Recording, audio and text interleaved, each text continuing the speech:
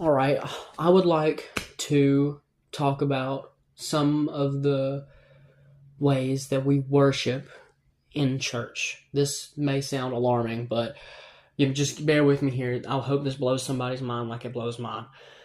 But especially for new Christians, when they come into a church and they see all these people singing the songs and raising their hands and just screaming and doing all this stuff, that it may intimidate them. It may intimidate them and make them feel like that they're not praising God.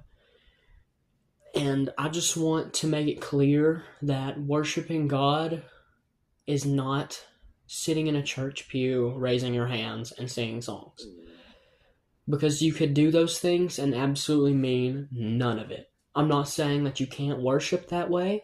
I'm saying that is not the only way to worship. You can worship God through your actions.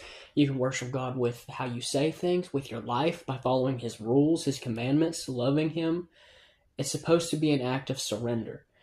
So don't worry about what everybody's doing around you. Instead, focus on your relationship with God. Focus on you and God. That's it. Not the people around you, not what they're doing.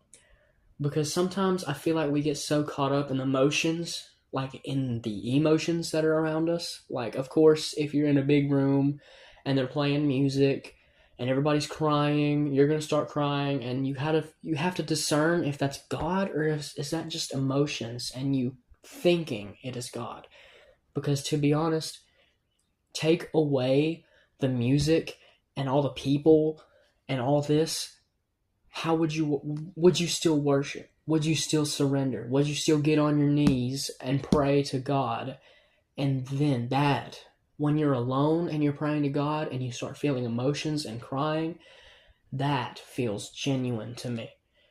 I'm not saying you can't worship any other way. Worshiping in community and church is a great thing. I'm just saying that people can get caught up in the fact that it may seem like you're not worshiping God if you're not raising your hands or singing songs. And I just want to make that clear that that's not what it is.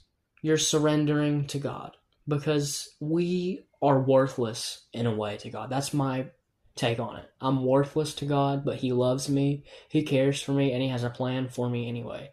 That is a king worth worshiping. Therefore, I surrender everything to Him.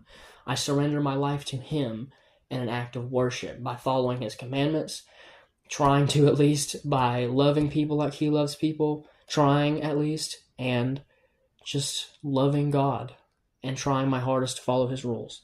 That is worship.